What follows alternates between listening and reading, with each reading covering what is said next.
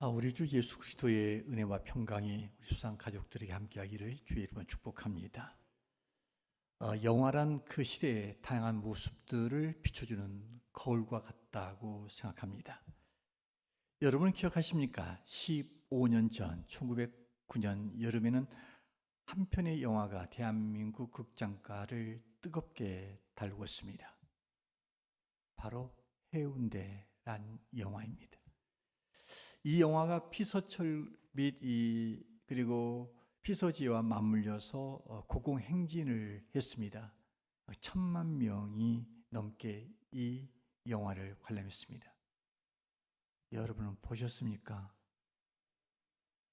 일부 때는 홀리해서 보는 사람이 없어가지고 참 무안했는데 저는 봤습니다. 제목 그대로 화면 가득히 부산 해운대 모습이 쫙 전개됐습니다. 그러던 어느 날 엄청난 쓰나미가 해운대를 덮쳤고 그 가운데서 훈훈한 가족애와 그리고 사랑이 정말 실제보다 더 실제 같은 장대한 스케일의 장면 안에서 펼쳐졌습니다. 영화 해운대에는 수많은 사람들이 등장했습니다만 막상 쓰나미가 덮쳐오자 사람들은 세 부류로 나뉘어졌습니다. 한 부류는 나름대로 안전할 것이라고 생각했던 길을 자기가 선택해서 이 길 또는 저 길로 도망을 쳤습니다. 그 장면 속에서 해운대의 여러 좁은 뒷길들이 화면에 등장했습니다. 한 부류는 무언가를 꽉 붙잡고 매달리면 살 것 같아서 그렇게 붙잡았는데 그 중에 어떤 이는 높은 데로 올라가서 이 전신줄을 붙들고 있는 장면이 또한 나왔습니다. 또 한 부류는 어딘가에 자신의 몸을 숨기고 싶어서 그래서 아파트 최고층으로 자꾸 올라가서 그곳의 한 코너에서 자기 몸을 도사리고 있는 장면들이었습니다. 각 사람들은 위급한 상황에서 각자 도생하고자 길이나 전신주나 또는 높은 아파트를 선택해서 도피 행각을 했던 것입니다. 그들은 자신이 선택한 그 무엇인가가 자기 자신을 꼭 지켜줄 것이라고 믿고 그런 행동을 했던 것입니다. 그러나 쓰나미는 여지없이 그들이 믿고 택하고 붙들고 숨었던 그 위를 덮쳐버립니다. 모든 것들이 다 쓸려갑니다. 그 순간에 저들의 믿음도 함께 무너지고 말았습니다. 그런데 쓰나미는 영화에서만 나오는 것이 아닙니다. 지금도 세계 각처에서 종종 쓰나미가 일어나고 있습니다. 또한 이런 자연재해적인 쓰나미뿐 아니라 한 인생을 쓸어가 버리는 쓰나미를 우리 인생에서도 경험하게 되어집니다. 일생을 살아가는 동안에 강도는 다릅니다만 각각 모든 사람들은 나름대로의 인생의 쓰나미를 경험하며 살고 있습니다. 최근에 어떤 가정은 아들이 결혼해서 기쁘고 신나서 신혼여행을 떠났습니다만 신혼여행 간 지 이틀 만에 아들이 바다에 빠져 익사사고를 당하는 일을 만나기도 했습니다. 어느 가정의 남편은 육사를 졸업하고 현역 소령으로서 규칙적인 운동과 종합검사를 해년마다 받아왔기 때문에 건강 하나만은 자신 있어 했습니다. 그런 그가 어느 날 갑자기 대장암으로 급히 수술을 받게 되었고 본의 아니게 전역까지 하게 됩니다. 그리고 그는 가족들과 떨어져서 기도원에 들어가서 요양을 하고 있는 실정입니다. 어떤 가장은 직장에 불어닥치는 어려움으로 인해서 하루아침에 실직자가 되어서 힘든 시간을 보낸 사람도 있습니다. 이런저런 인생에 있어서 누구나가 쓰나미를 우리는 경험하고 있습니다. 혹시 우리 가운데 영적인 문제나 질병의 문제나 경제적인 문제로 인간 관계 속에서 쓰나미를 겪고 계신 분은 아니 계십니까? 그 쓰나미 같은 위기 가운데서 지금 여러분은 무엇을 계십니까? 여러분은 어디에 숨고 어디에 피하면 안전할 거라고 생각하십니까? 쓰나미 앞에 여러분의 믿음은 어디에 두고 살고 계십니까? 이 해운대 쓰나미를 관람하는 가운데서 우리 크리스찬들은 늘 영적인 모든 시각과 사건과 문제들을 보이는 것만이 아니라 그 속에서 하나님의 뜻, 하나님이 말씀하시는 것들을 이렇게 보고자 하고 듣고자 하는 하나의 관찰이 필요합니다. 쓰나미를 관람하면서 영의 음성을 듣게 되어집니다. 지금 너는 위기 가운데 있을 때 어느 길을 택하려고 하느냐? 너는 지금 무엇을 붙잡으려고 하느냐?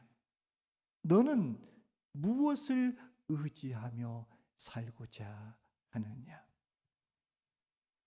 보배롭고 존귀한 주사랑 가족 여러분, 인생의 위기 앞에, 인생의 쓰나미 앞에 우리는 무엇을 믿고 살아야 합니까?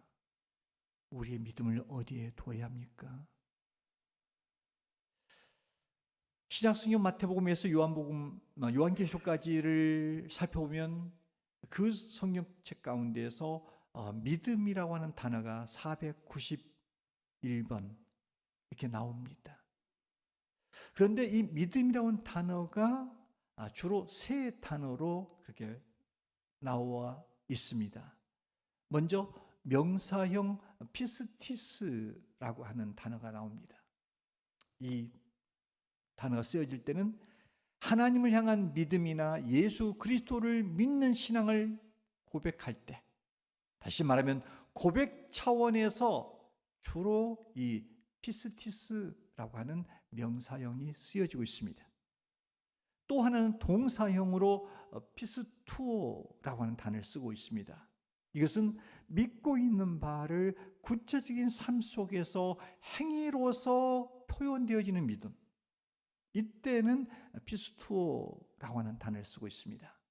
또 하나는 충성함과 신실함의 뜻을 갖춘 피스토스라고 하는 단어가 쓰여지는데, 이 단어는 주로 이 서신서에서 주로 사용되어지고 있습니다. 믿음이라는 단어가 세 단어로 구분했습니다만, 오늘 우리는 나는 과연 어떤 믿음을 가졌느냐를 놓고 자기를 진단하면서 말씀을 생각해 보려고 합니다. 신약성경에서 믿음이라는 단어가 제일 많이 등장한 복음서는 요한복음입니다. 마태복음에 19번, 마가복음에 19번, 누가복음에 12번 나옵니다만, 요한복음에서 무려 98회 정도 믿음이라고 하는 단어가 나오고 있습니다.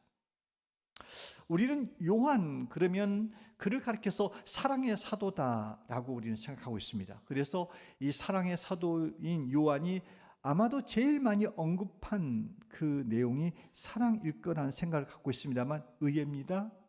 그는 사랑을 말한 것이 아니라 주로 믿음을 말을 하고 있다는 것입니다. 이것은 우리 시사하는 바가 매우 크고 도전적이고 깨달음이 있습니다.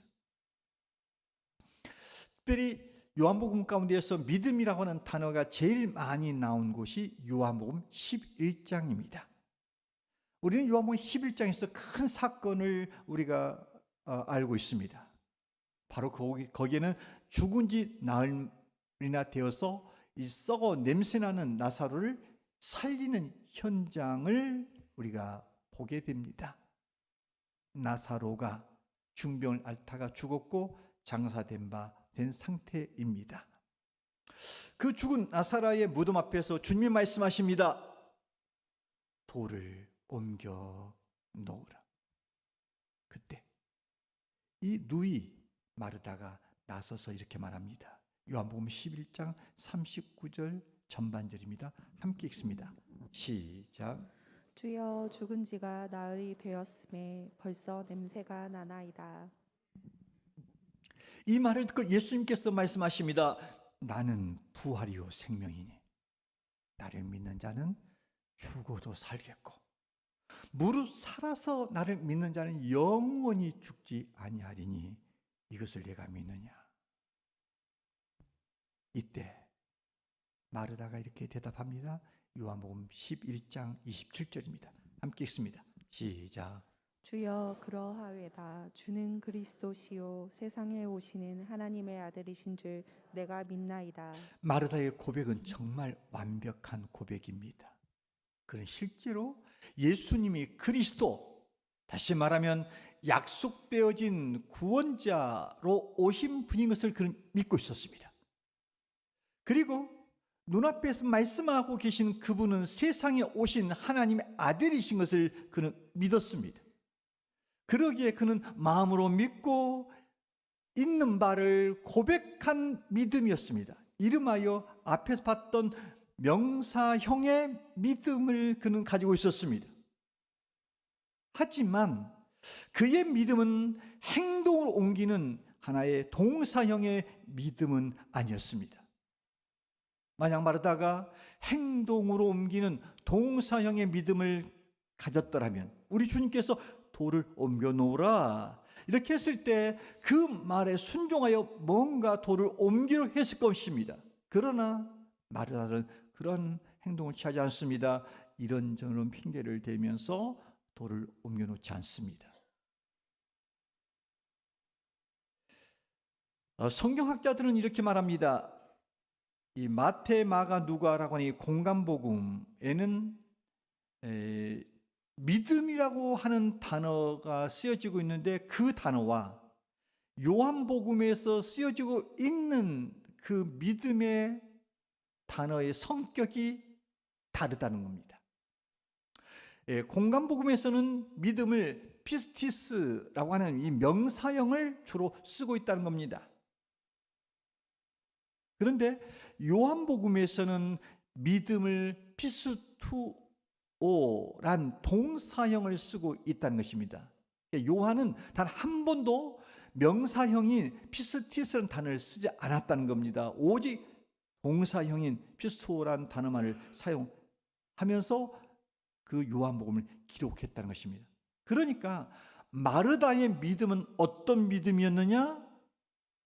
명사형의 믿음. 다시 말하면 믿고 있는 바를 입으로 고백하는 믿음이었다는 것입니다. 마음으로 믿고 알고 있는 바를 내가 믿습니다.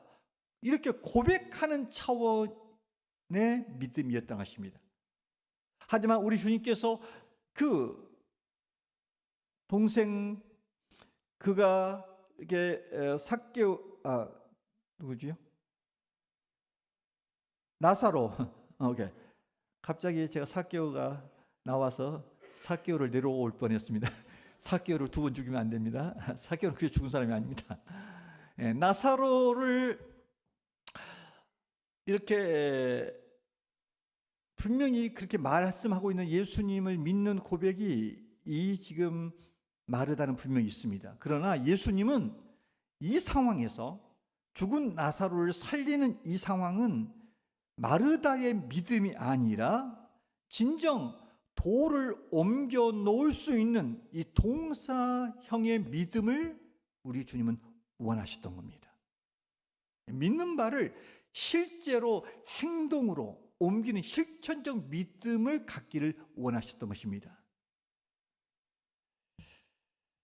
어느 때 이 믿음이라고 하는 것은 우리가 주님의 말씀을 믿고 또한 마음으로 받아들이고 고백하는 차원에서 이 명사형의 믿음으로도 참으로 귀한 믿음이라고 인정받을 때가 있습니다. 보통 우리가 처음 믿을 때입니다. 처음 예수를 믿으면 예수님이 누구냐 했을 때 예수 그리스도가 누군가를 알고 마음으로 영접한 다음에 그분을 이런 분입니다라고 고백하는 이런 명사형의 하나의 믿음도 칭찬받는 믿음입니다.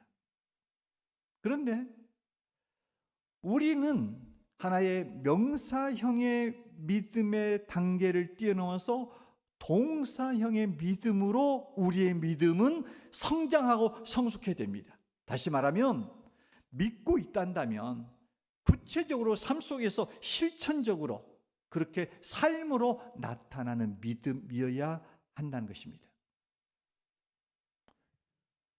우리가 가지고 있는 성경책 가운데 이 히브리서의 내용을 보면 이 동사형의 믿음을 가진 사람들의 행전이, 믿음의 선진들의 열전이 거기에 기록되어 있습니다. 히브리서 11장에 보면 그 믿음의 선진들을 제시하면서 믿음으로 아브라함은, 믿음으로 아벨은, 믿음으로 누구누구는 이렇게 소개하고 있습니다. 그런데 이때 믿음으로라고 한 단어는 명사형이 아니라 동사형입니다. 우리가 히브리서 11장 1절 2절 함께 읽어볼까요? 시작. 믿음은 바라는 것들의 실상이요 보이지 않는 것들의 증거니 선진들이 이로써 증거를 얻었느니라. 여러분, 여기서 믿음을 이렇게 정의하고 놓고 있습니다. 바라는 것들의 실상이다. 여러분, 이 말씀을 늘 우리가 알고 있습니다. 잘 정리하십시오. 여기서 우리가 기억해야 될 것은, 믿음이라고 하는 것은 단순히 바람이나 기대가 아니다는 겁니다. 믿음이란 그 바라는 것이 우리의 삶에서 실제로 이루어지는 것, 실상으로 나타나는 것, 이게 바로 믿음이라는 것입니다. 예를 들어 설명하겠습니다. 우리가 구약 성경의 아브라함을 떠올려 보십시오. 여러분, 하나님께서는 아브라함에게 내가 내게 지시할 땅으로 가라 이렇게 말씀하셨습니다. 그런데 하나님이 가라고 하는 그 땅을 아브라함은 한 번도 가본 적이 없습니다. 그리고 어떻게 가야 될지도 모릅니다. 그런데 그가 어떤 행동을 취하면 그는 하나님을 믿고 따랐다고 했습니다. 다시 말하면 하나님께서 약속하신 대로 이루실 것이라는 강한 신뢰를 하고 떠났던 것입니다. 아브라함은 말씀을 그대로 믿고 삶에서 현실에 적용한 겁니다. 이게 바로 믿음은 바라는 것들의 실상인 겁니다. 우리 히브리서 11장에 나오는 이 믿음의 선진들은 이 명사형의 믿음을 가진 사람으로 머문 것이 아닙니다. 그들은 행동으로 믿고 있는 바를, 마음에 믿고 있는 바를 구체적으로 삶으로 그를 실천하는 하나의 동사형의 믿음의 사람들이었습니다. 우리가 히브리서 11장 이 4절에서 40절까지 보면 여기에 아벨로부터 시작해서 사무엘까지 이 믿음의 선진들이 무려 16명이 등장되어 나와 있습니다.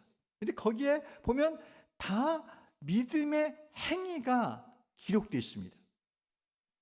이들 가운데 명사형의 믿음, 단지 고백적인 믿음만을 가지고 있는 사람들이 아니었다는 것입니다. 그들은 사람들은 한 사람도 없었습니다. 모두가 다 동사형의 믿음을 가진 사람들이었다는 것입니다. 다시 말하면 하나님을 신뢰하고 믿는 바를 삶에서 그대로 실천한 사람들. 그러기에 이 동사형의 믿음을 가진 그들이었기 때문에 그들의 인생 속에 하나님의 위대한 역사와 놀라운 기적이 그들의 삶에 이루어진 겁니다. 주의 능력이 나타나고 권능이 임했던 겁니다. 그러니까 역사되어지는 믿음, 능력으로 나타나는 믿음, 그 믿음은 명사형의 믿음이 아니라 무슨 형? 동사형의 믿음일 때 구체적으로 역사하는 힘이 있다는 겁니다. 그렇다면 오늘 내가 요한복음 11장에서 우리가 마르다를 통해서 이 명사형의 하나의 믿음을 받고 히브리서 11장 말씀을 통해서 우리는 동사형의 믿음의 사람들을 우리가 생각해 봤습니다. 그렇다면 우리는 어떤 믿음의 사람이냐는 거예요. 여러분은 어떤 유형의 믿음의 소유자이십니까? 예수 그리스도를 하나님의 아들로 구세주로 믿고 있는 하나의 명사형, 고백적인 믿음입니까?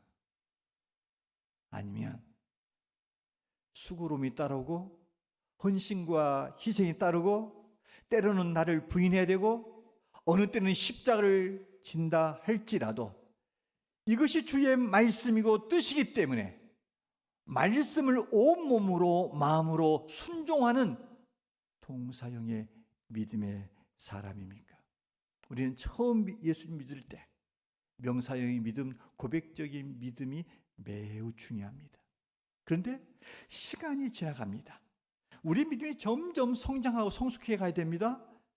그 속에서 우리의 믿음은 이제 명사형의 믿음이 아니라 이제 말씀대로 순종을 하는 동사형의 믿음으로 바뀌어져야 됩니다. 우리 믿음이 단순한 개념이나 고백을 뛰어넘어서 마음으로 믿고 실제적인 삶으로 행동으로 나아가는 믿음이어야 한다는 겁니다. 아브라함이 이 미지의 땅으로 떠났듯이 이 노아가 방주를 120년 동안 그렇게 묵묵하게 지었던 것처럼 우리의 믿음이 하나님 말씀 앞에 순종함으로 그렇게 행동하는 믿음으로 나아가야 된다는 것입니다. 이런 믿음, 말행함이 따른 믿음을 야고보서 2장 17절은 이렇게 말씀하고 있습니다. 함께 읽습니다. 시작. 여러분 이 말씀을 주목해 보십시오. 행함이 없는 믿음은 그 자체가 죽은 것이다. 이렇게 말합니다. 다시 말하면 믿음이 있다. 이렇게 말하는데 하나님 말씀대로 실천하지 않는 삶이라 한다는 것은 살아있는 믿음이라고 할 수가 없다는 겁니다. 자, 그러면 우리는 이렇게 생각할 수 있어요. 내가 진단해 보니까 나는 명사형의 믿음. 그러니까 내가 믿고는 있고 고백은 할 수 있어. 그런데 말씀대로 살아내는 하나의 동사형의 믿음이 안 돼 있어. 그럼 우리 신앙은 어떻습니까? 명사형에서 동사형으로 바꿔줘야 됩니다. 그럼 어떻게 바뀌어져야 됩니까? 어떻게 해야 이게 변화되어집니까? 로마서 10장 17절은 이렇게 말씀했죠. 함께 읽습니다. 시작. 그러므로 믿음은 들음에서 나며 들음은 그리스도의 말씀으로 말미암았느니라. 네, 그렇습니다. 믿음은 성장을 하려면 들어야 된다 하는 겁니다. 그런데 여기서 듣는다 하는 말은 단지 귀로 듣고 끝났다 하는 게 아니에요. 우리가 아이들에게 엄마가 이렇게 말합니다. 얘야, 엄마 말 좀 제발 들어. 이렇게 아이들에게 우리가 권면할 때 있습니다. 이때 엄마 말 좀 들어. 이 말은 엄마가 말하는 것을 그냥 귀담아 들으라 이 말이 아니에요. 무슨 말이에요? 엄마가 말한 대로 그렇게 살라, 실행하라 그 뜻이에요. 생각해보면 우리는 얼마나 많은 말씀을 듣고 있는지 모릅니다. 지금은 말씀의 홍수 시대입니다. 우리가 맘마보면 TV나 또 유튜브나 아니면 책이나 다양한 우리가 매체를 통해서 수많은 말씀을 선별하여 듣습니다. 이름하여 지금은 많은 신자들이 설교 쇼핑을 하는 시대입니다. 듣고 싶은 목회자들 수시로 듣고 싶은 강의 들어서 어떤 분야를 계속해서 설립하고 있습니다.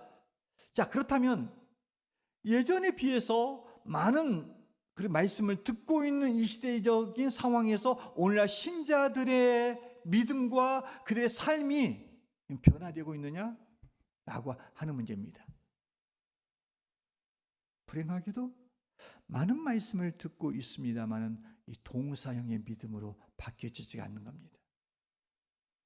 우리 이야기를 해봅시다. 우리 교회가 참으로 이게 하나님 말씀에 순종하는 차원에서 끊임없이 우리가 늘 전도를 행하고 있습니다. 대상 가리지 않고 주일학교, 중고등부, 장년부를 향해서 거리에서 학교 앞에서 또 아파트 내에서 수시로 복음을 전합니다. 그리고 우리가 때로는 분기별마다 버스킹 전도라고 길거리 전도를 합니다. 우리 함께 나가서 전도합시다. 이런 이야기를 광고가 나옵니다. 이 광고는 단순히 사람의 말 정도가 아니라 하나님의 몸된 교회를 건강하게 세우고자 하는 하나님의 뜻을 그렇게 반영하는 하나님의 메시지입니다. 그러면 우리가 에베소서 말씀처럼 우리가 그리스도의 한 몸이 된 우리 성도는 이 말을 들을 때 이건 아무개 집사에게 하는 게 아니라 나에게 하는구나. 나를 초대해서 그 전도의 자리로 나오라고 하는구나. 이렇게 받아들여야 됩니다. 그리고 거기에 동참을 해야 됩니다. 또한 우리 셀 모임 대신에 플로깅 데이라고 해서 우리가 송정도 일대를 거리 청소를 합니다. 정말 셀 모임이라는 것이 굉장히 예배 시간 중요한 시간입니다. 근데 그것을 우리가 이웃을 섬기는 차원으로 전환을 해줍니다. 그런데 참으로 놀라운 것은 그 시간에 셀 예배를 대체를 한 건데 셀 예배를 드리지 않은데도 불구하고 아무런 거기에 참여를 하지 않습니다. 우리가 함께 봉사하자 이렇게 말하면 봉사의 자리에 늘 나오는 사람만 나옵니다. 요즘에는 함께 금요일에 청소하자 이렇게 하는데 청소한 사람들이 대여섯 명밖에 안 돼요. 기도하자. 그래서 우리 함께 모여서 우리가 말씀 기도회 수요일 날 밤에도 있고 금요일 날도 있고 나와서 함께 기도하자면 똑같은 하나님의 말씀을 듣고 있는 거예요. 그런데 거기에 반응을 하지 않는 거예요. 분명히 개인적으로는 신앙을 고백하는 신앙이에요.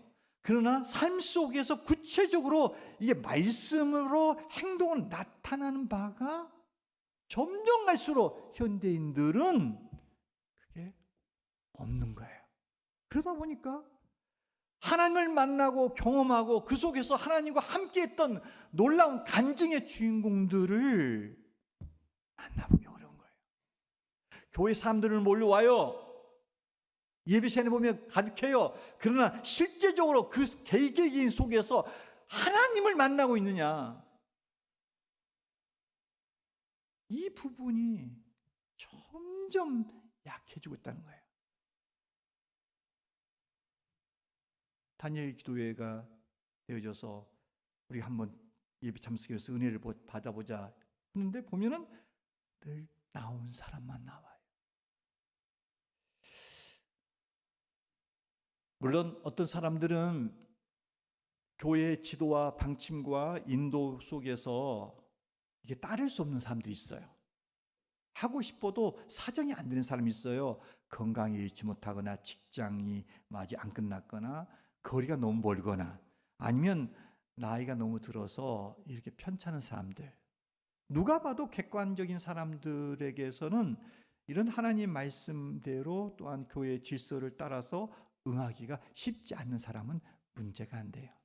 그런데 주의 말씀을 내가 순종하고자 하는 마음, 주의 말씀을 받아들이고 내가 이제 정령이 이 동사령의 믿음으로 살아가고자 하는 의욕만 있다면 얼마든지 시간을 낼 수 있고 관심을 낼 수 있고 우선순위를 정하면 올 수 있음에도 불구하고 여전히 나오지 아니하는 사람은 안타까운 것은 그 믿음이 성장이 안 되고 있다는 겁니다. 정말 안타까운 것은 단순히 마음으로만 믿고 있는 사람, 개인적인 신앙으로 끝난 사람을 통해서는 주의 역사가 안 나타나요. 그런 사람은 신앙이 늘 흔들려요. 하나님이 안 계신 것 같고 하나님이 응답 안 한 것 같고 늘 그런 거예요. 여러분 도전합니다. 여러분 진짜 예수 믿으면서 살아계신 주님을 만나고 싶습니까? 하나님 역사를 경험하고 싶습니까? 이렇게 하면 됩니다. 요한복음 14장 21절입니다. 함께 읽습니다. 시작. 나의 계명을 지키는 자라야 나를 사랑하는 자니 나를 사랑하는 자는 내 아버지께 사랑을 받을 것이요 나도 그를 사랑하여 그에게 나를 나타내리라. 여러분 이 말씀 주목해 보세요. 하나님을 사랑하는 자가 누구냐? 그냥 감정적으로 내가 하나님 사랑합니다, 이 고백 오케이, 그것도 가능할 수 있어요. 그런데 성경에서 말하고 있는 바는 주의 말씀을 지키는 자가 진정 하나님을 사랑하는 자다 말합니다. 우리가 하나님 말씀을 지키면 하나님 아버지는 어떠냐? 그 사랑을 우리에게 되돌려 준다는 거예요. 그리고 우리 주님은 말씀을 지키는 자에게 특별히 나타나겠다. 이 특별히 나타났다는 것은 뭐냐면 눈에 보이고 귀에 들리고 손에 잡힐 만한 현상들이 구체적인 축복하심과 인도하심과 함께하심과 이런 역사를 경험할 수 있도록 하나님이 행동하는 신앙에게는 그렇게 은혜를 내려 준다는 겁니다. 저는 어제 한 분으로부터 전화를 받게 됐습니다. 언제부턴가 이 약간의 공황장애로 인해서 의사적인 상담을 하면서 소량의 하나의 약을 늘 먹고 있었던 겁니다. 그런데 금요일 날 단일 기도의 첫날 때 설교하셨던 그 목사님께서 마무리 기도를 하면서 제일 먼저 어떤 기도 제목으로 기도를 해주셨냐면 우리 가운데 아니면 이 방송을 예배를 드리고 있는 사람들 가운데 공황장애를 앓고 있는 사람을 위해서 기도를 해주었습니다. 저는 사실상 그런 기도 제목이 굉장히 저에게 다가왔거든요. 와, 어떻게 저렇게 되게 꼭 맞는 기도 제목을 하시지? 벌써 이제 자기와 관련된 또한 자기가 기도하고 있는 대상에 대한 그런 기도 제목이 나오면 굉장히 우리가 집중하잖아요. 그 목사님께서 뜨겁게 전심을 다해서 진심으로 기도를 해줬어요. 그런데 저기 전화 온 사람이 그 기도를 받는데 자기 안에 가슴이 뜨거워지더란 겁니다. 그리고 하나님이 나를 치료하셨다 하는 확신이 들더랍니다. 그러면서 그가 가지고 있었던 증상들이 말끔히 없어지더랍니다. 그래서 저한테 너무 기뻐서 내가 은혜 받았다고.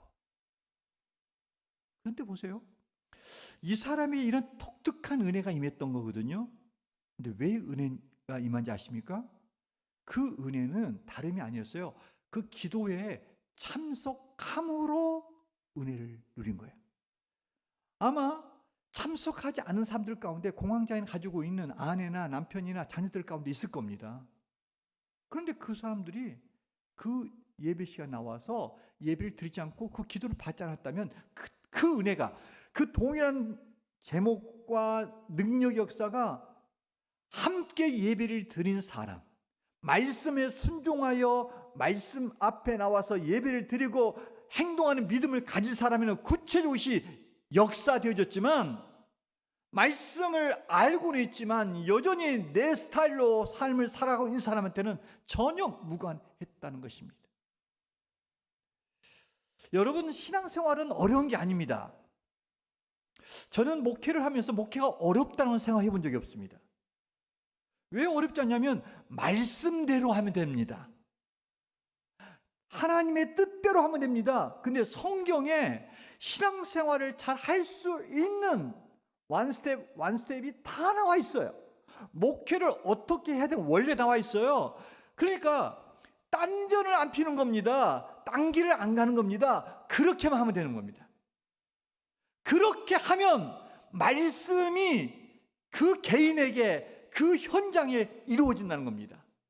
여러분, 믿음 생활이 어렵지 않습니다. 말씀대로 믿으면 되고, 교회가 여러분의 영혼을 건강하게 세우기 위해서 이끄는 대로 여러분이 겸손하게 받아들입시오. 그러면 여러분, 교회가 여러분의 영혼을 건강을 위해서 영적으로 리더를 할 때 거기에 순응하면 여러분 그 안에서 복이 임하고 축복이 함께하고 은혜가 임할 줄로 믿습니다. 안 변한 사람은 어떤 사람 안 변하냐? 예수를 믿어도 늘 나의 패턴대로 믿어요. 내 식대로 믿어요. 내 방법대로 믿어요. 내 생각에 맞으면 오케이, 동의. 내 생각 안 맞으면 노맨이야. 하나님이 틀렸다는 거야. 아니에요. 기독교 신앙은 하나님 아버지가 말씀한 대로 믿는 거예요. 하나님의 뜻대로 믿는 거예요. 그럼 변화가 일어납니다. 역사가 일어납니다. 말씀을 정리합니다. 올해 우리가 고린도후서 13장 5절 말씀을 가지고 신앙의 깃발을 들고 있습니다. 이 말씀 뭐였죠? 함께 읽습니다. 시작.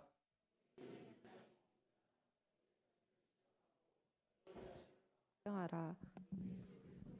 너희 안에 계신 줄을 너희가 스스로 알지 못하느냐? 그렇지 않으면 너희는 버림받은 자니라. 여러분, 우리 일상에서 우리가 늘 해야 될 것이 있다는 거예요. 뭐예요? 내가 믿음 안에 있는가를 점검하라는 겁니다.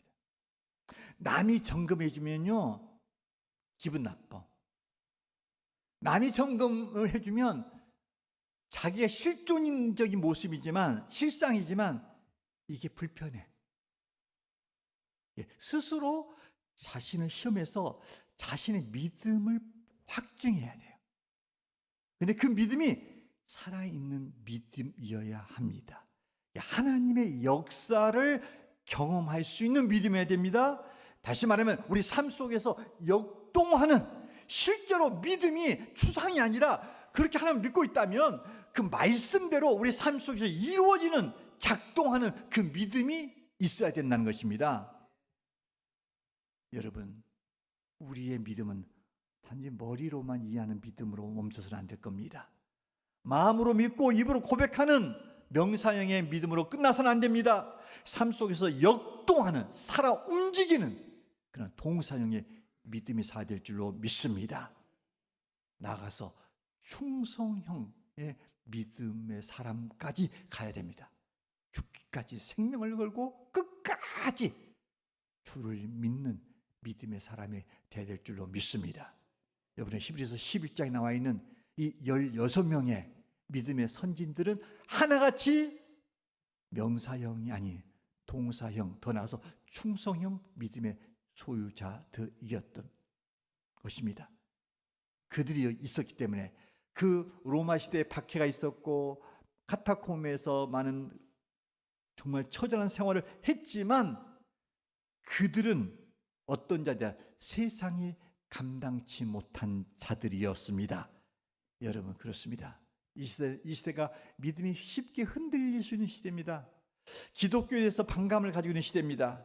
저는 간절히 바라기는 우리 교우들이 진정 동사형의 믿음의 소유자들이 되어져서 손가락질 받는 그리스도인들이 아니라 이 세상을 넉넉하게 이기는, 세상이 감당치 못하는 참으로 영향력을 끼치는 선한 하나님의 사람 되기를 주의 이름으로 축원합니다.